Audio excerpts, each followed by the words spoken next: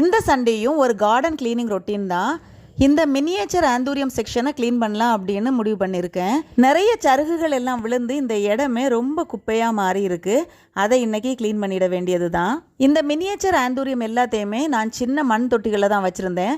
முதல்ல அந்த மண் தொட்டிகளை எல்லாம் அந்த இடத்துல இருந்து மாற்றி வச்சுட்டேன். இந்த மாதிரி ஒரு கரண்டியை வச்சு நம்ம கையால் இழுத்தோம்னாலே ரொம்ப அழகாக க்ளீன் ஆகி வந்துடும்.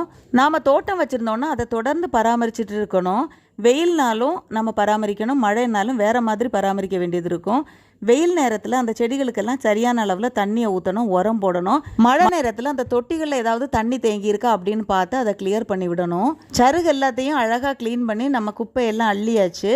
அதுக்கப்புறம் இந்த இடம் ரொம்ப நீட்டாக இருக்குது.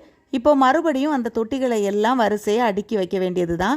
அது எல்லாத்தையுமே அடுக்கி வச்சதுக்கப்புறம் இந்த இடமே பார்க்குறதுக்கு ரொம்ப அழகாக இருக்குது. செடிகளையும் பூக்களையும் பார்க்கும்போது நமக்கு சந்தோஷமாக இருக்கிறது மாதிரி அதை க்ளீன் பண்ணும்போது நமக்கு கொஞ்சம் கஷ்டமாக தான் இருக்கும். ஆனால் அந்த கஷ்டமான வேலையை நம்ம இஷ்டப்பட்டு செஞ்சுட்டு பார்த்தா நம்ம தோட்டமே சூப்பராக இருக்கும்.